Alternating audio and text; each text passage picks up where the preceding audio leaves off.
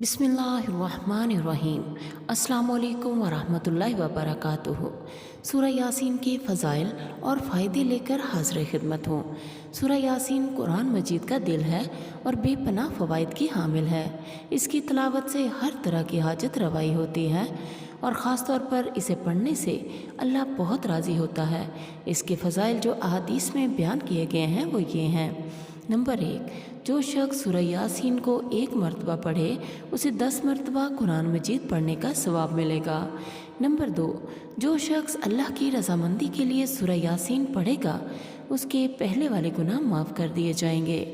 Number 3, जिस शख्स ने रात के वक्त सूरह यासीन पढ़ी वो सुबह को इस हालत में उठेगा कि वो बख्शा हुआ होगा। सुभान अल्लाह।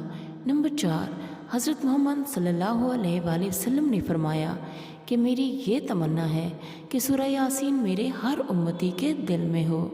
नंबर 5, जो शख्स दिन के आगाज़ में सूरह यासीन पढ़ेगा उसकी तमाम ज़रूरियात पूरी कर दी जाएंगी। सुभान अल्लाह। नंबर 6, अगर किसी शख्स को शदीद हाजत दरपेश हो तो उसे चाहिए कि 11 दिन तक सूरह यासीन रोज़ाना 1 मरतबा पढ़े। इंशाअल्लाह ताला उसकी हाजत पूरी होगी। नंबर 7, अगर कोई शख्स इस सूरत को नमाज फ़जर के बाद 1 मरतबा रोज़ाना पढ़ने का मामूल बना ले तो उसे 9 फ़ायदे हासिल होते हैं। नंबर 1, वो बहुत जल्द लोगों में हर दिल अजीज़ हो जाएगा। नंबर 2, उसकी इज़्ज़त में बेपनाह इजाफ़ा होगा। नंबर 3, माल में बरकत होगी।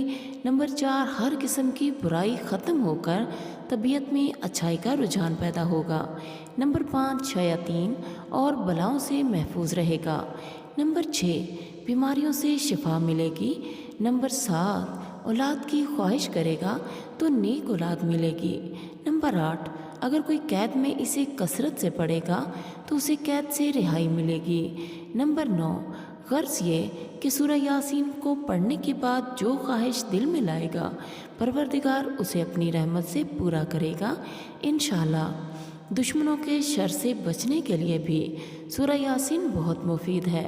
लिहाजा अगर किसी को कोई दुश्मन तंग करता हो तो उसे चाहिए कि 7 दिन तक रोज़ाना इसे पढ़े। इंशाअल्लाह ताला जालिम दुश्मन से किसी किस्म का नुकसान नहीं पहुँचेगा। प्यारे साथियों, सूरह यासीन को अपने रोज़ाना के मामूल में शामिल कर लीजिए।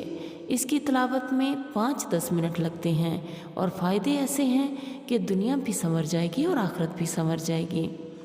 मेरी तबीयत कुछ दिनों से ख़राब है जिसकी वजह से आवाज़ सही से नहीं निकल पाती। अगर आपको बुरा लगे तो माज़रत चाहती हूँ। अल्लाह ताला से दुआ है कि वो सब बीमारों को शिफा दे, सब बेरोज़गारों को रोज़गार दे, सब बे औलादों को औलाद दे और सबकी नेक दिली तमन्ना पूरी कर दे।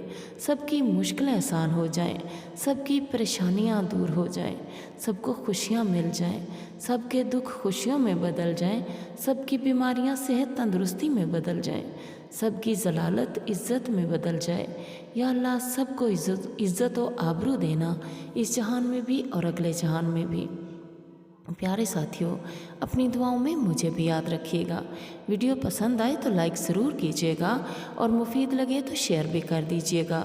जितने लोग अमल करेंगे इस सवाब में आप भी हिस्सेदार बन जाएंगे।